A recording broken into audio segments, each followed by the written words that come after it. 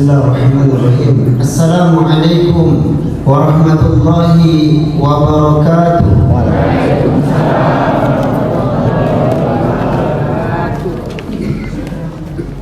Anak raja menangkap balang. Balang ditangkap menggunakan tali layangan. Kalau mendengar jawaban salam, sepertinya jamaah sedang kekenyangan. Kalau dengar jawaban salamnya, alhamdulillah, semangat. Mudah-mudahan yang menjawab salam karena Allah, yang sedang sakit hari ini, orang tuanya, anaknya, mertuanya, Allah angkat penyakitnya, Allah sembuhkan dia, Allah tambahkan rezekinya, Allah tambahkan THR-nya, Allah tambahkan istrinya. Maksudnya istri tetap satu tapi soleha. Innal hamdalillah nahmaduhu wa nasta'inuhu wa nastaghfiruh wa na'udzu billahi min shururi anfusina wa min sayyiati a'malina. Man yahdihillahu fala mudilla lahu wa man yudlil fala hadiya lahu. Asyhadu an la ilaha illallah wa asyhadu anna Muhammadan abduhu wa rasuluh. Allahumma salli ala Muhammad wa ala alihi Muhammad. Bapak Ibu jamaah salat tarawih Masjid Amaliyah yang insyaallah mudah-mudahan dimuliakan oleh Allah Subhanahu wa taala.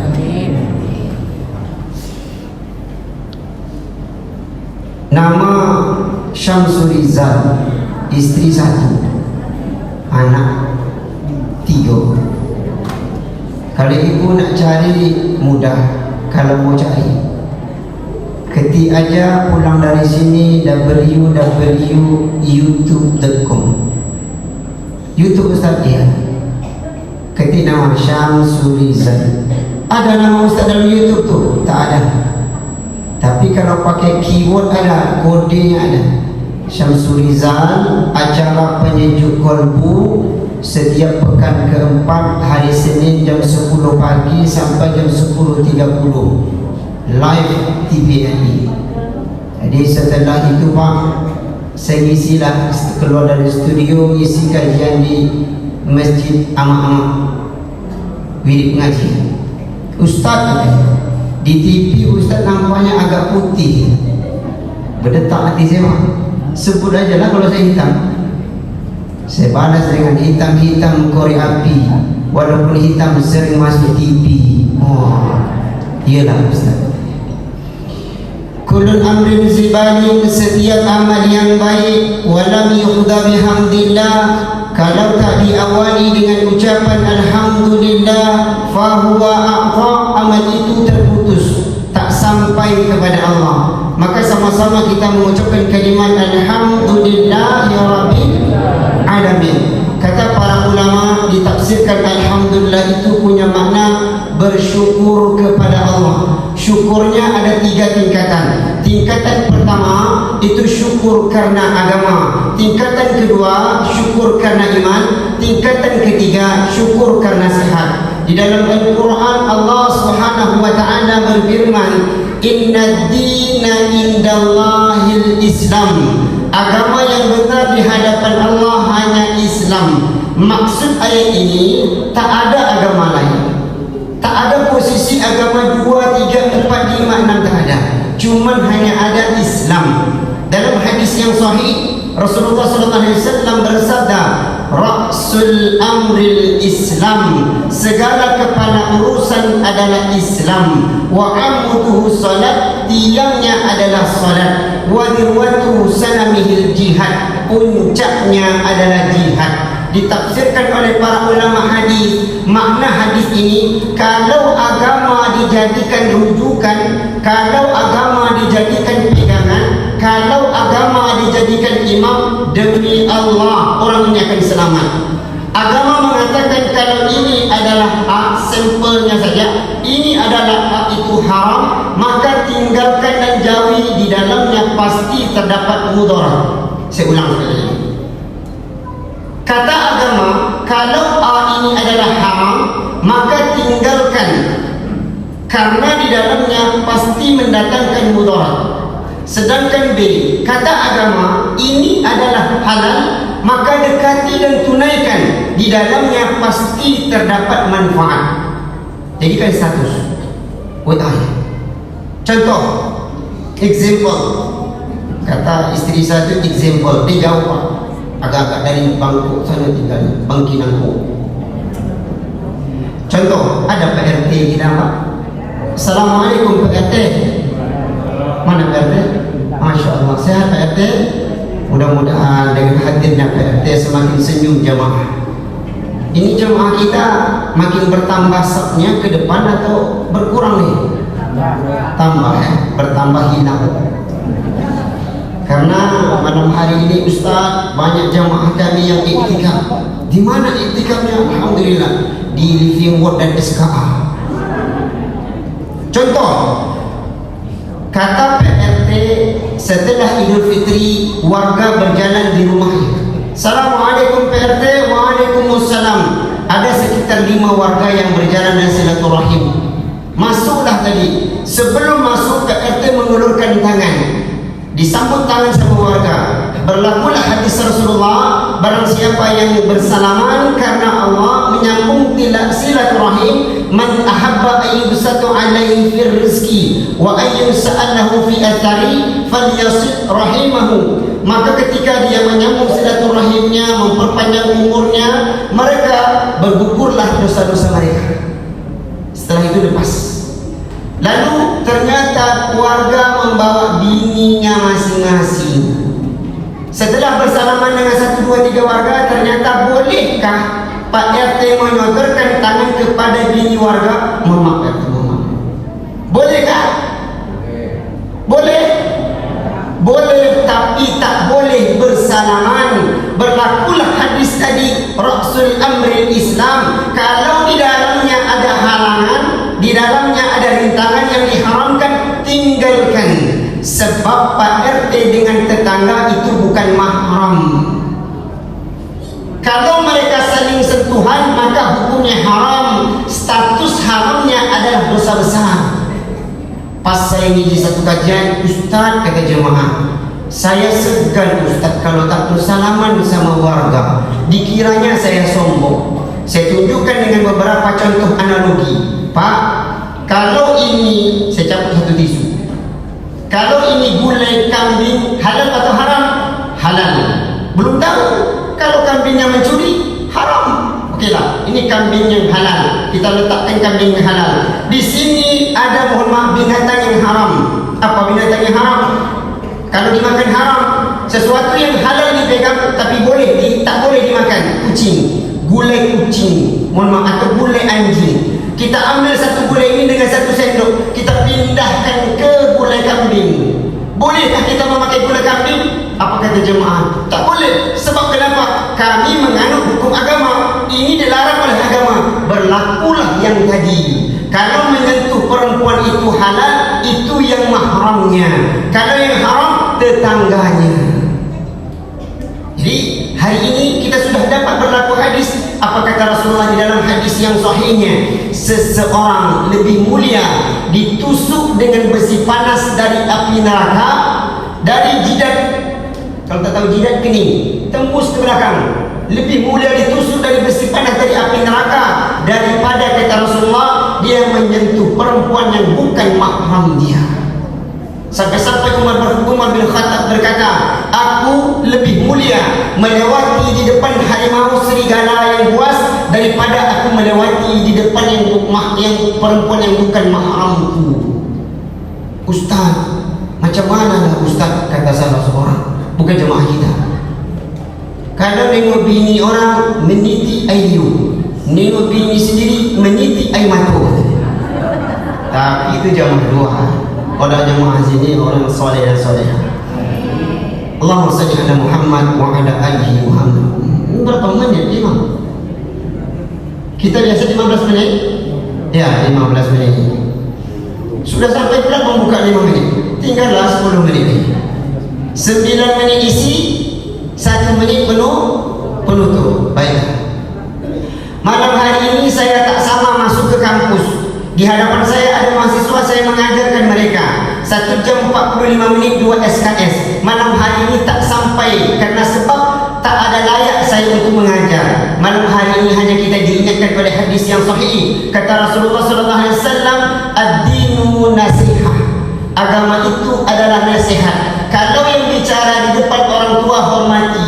Kalau yang di depan bicara anak kecil hargai, sayangi. Kalau yang disampaikan adalah qala Allah Al-Quran, kalau yang disampaikan adalah qala Rasulullah sunnahnya, maka tunaikan dan amalkan. Satu hari Umar bin Khattab berjalan di padang pasir. Setelah berjalan hausnya minta ampun. Setelah berjalan jumpalah satu rumah. Di dalam rumah itu ada anak yang 10 tahun, anak remaja. Belum sampai remaja pula, anak kecil. Umar mengetuk minta air minum. Dikeluarkanlah air minum dalam satu bejana. Waktu Umar bin Khattab ingin mengambil dari tangan anak kecil tadi, anak tadi memasukkan satu bambu. Ketika dimasukkan, dia berkata, kata Umar, kenapa kau masukkan ke dalam air bejana itu? Minum sajalah wahai Amirul Mukminin. Waktu Umar mau minum, diminum, tapi tak selebar mulut bambu tadi, maka diminum dengan tidak keluar air yang begitu deras, pelan-pelan. Ditanya sama Umar, waktu itu Umar jadi presiden. Apa kata Umar? Kenapa kau masukkan bambu itu? Apa maknanya? Wahai Amirul Mukminin, jantungmu sedang berdebar kencang, jantungmu sedang mengolah lebih kencang, panas tubuhmu. Seandainya kau minum dengan air dengan tergesa-gesa, maka akan merusak organ tubuhmu. Dengan masuknya bambu itu, air yang tadi keluar tidak sederas yang kau bayangkan. Apa kata Amirul Mukminin? Jazakumullah khairan. Terima kasih banyak. Yang di depannya itu anak kecil. Ini fadilah amalkan dalam kehidupanku. Dia tak berkata, waktu itu Umar tak berkata, kau baru 3 hari hidup, lah ngajarkan presiden. Itu kata Umar, tidak. Kalau kita boleh jadi, kau baru 3 hari hidup, sudah mengajarkan bagaimana takbir ayah salam. Kau sudah baru 3 hari ke Pekanbaru, ayah di kampung, kau sudah benarkan sujud ayah. Bukan semacam itu. Kalau di depannya yang mengajarkan Al-Quran, kitab Allah wa sunnatan nabiyya, maka tunaikan dan amalkan. Tinggallah 7 menit lagi. Judul kita itu Pak tentang senjatanya mukmin, yaitu doa. Sebenarnya ada banyak kajiannya, tapi kita ungkapkan satu saja. Mudah-mudahan di pertemuan selanjutnya kita bisa bahas. Itu pula lebih Ustaz. Kalau diundang lagi. Di dalam Al-Quran Allah Subhanahu wa taala berfirman, "Ud'uni astajib lakum." Apa kata Allah? Berdoalah kepadaku pasti. Kalimat ini tolong digarisbawahi. Kalau orang Bangkok menyebutkannya Bangkinangko, itu underline. Tolong garis bawahi. Berdoalah kepadaku pasti akan aku kabulkan. Dijelaskan oleh para ulama, makna daripada kalimat pasti hanya milik Allah. Kalau itu bukan milik manusia, karena manusia letaknya tempat ingkar, manusia letaknya tempat khilaf, manusia letaknya tempat yang salah, yang dhaif, yang lemah. 3 hari lagi kita beli baju lebaran. Kata abangnya, nak dekat 2 hari tak juga beli baju lebaran. Berarti manusia tempat yang lemah, yang selalu ingkar janji. Kalau Allah tidak pernah ingkar janji. Dan bahkan ada satu redaksi, tolong kita hafalkan redaksi ini. Allah Subhanahu wa ta'ala akan mencari hambanya yang mengatakan kalimat yang mulia, astaghfirullah wa atubu ilaih, astaghfirullah wa atubu ilaih. Dan bahkan ada satu dalam kajian saya, yaitu 1 menit adalah emas. 1 menit adalah emas. Dalam keadaan 1 menit itu, kita hidup dalam 1 hari itu ada 24 jam. Kalau kita ambil 1 menit saja, 1 menit itu berapa detik Bapak Ibu? 60 detik. 60 detik itu 1 menit. Kata para ulama, 60 detik itu kita bisa istighfar sebanyak 100 kali. Astagfirullah wa atubu ilaih, astagfirullah wa atubu ilaih, astagfirullah wa atubu ilaih. Kata para ulama, 1 kali istighfar itu bisa menghapuskan dosa seseorang selama 60 tahun. Bayangkan dengan satu kali istighfar. Bukankah ada satu riwayat yang penjual roti, dia selalu membungkuskan rotinya, mengadon rotinya, yang diinginkannya cuma satu. Semua doa telah diijabah pada Allah, cuma satu doa yang belum diijabah pada Allah. Dia ingin bertemu bersama Imam Ahmad bin Hanbal ketika itu. Dulu tak ada status WA, dulu tak ada Instagram, dulu tak ada Facebook. Orang tak kenal muka, orang tak kenal wajah, orang tak kenal jenggot, orang tak kenal jambang, orang tak kenal kumis, tak kenal pes wajah. Qadarullah, singkat ceritanya, Imam Ahmad bin Hanbal pergi dari satu kota menuju ke kota itu dengan hati yang belum tenang. Ketika dia berangkat, lalu dia sampai ke masjid karena tidak ada tempat tinggal, dia ingin menumpang, diusir oleh marbotnya. Ingin tidur di teras, tak boleh, kata marbotnya, kata takmirnya, kau harus keluar. Sampai tukang roti itu mendengar, marilah bersamaku. Di samping masjid itu ada tempat aku membuat adonan roti. Setelah Ahmad bin Hanbal pergi ke sana, waktu Ahmad bin Hanbal ingin membaringkan wajahnya sambil merebah badannya karena capeknya tadi, dia selalu melihat orang yang ngadon roti, menepak roti, membulatkan roti, memasuk roti. Dia selalu mengucapkan astagfirullah, astagfirullah, astagfirullah. Astagfirullah maknanya aku mohon ampun ya Allah. Wa atubu ilaih, aku menyesal. Ketika ini diungkapkan kata para ulama dalam hadis yang sahih juga, setiap doanya diijabah oleh Allah. Hatinya yang gelisah ketika itu menjadi senang, tentram dan damai. Satu hari bangunlah ketika Ahmad bin Hanbal. Apa kata Ahmad bin Hanbal?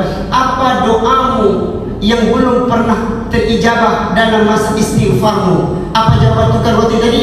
Cuman satu doaku yang belum diijabah oleh Allah.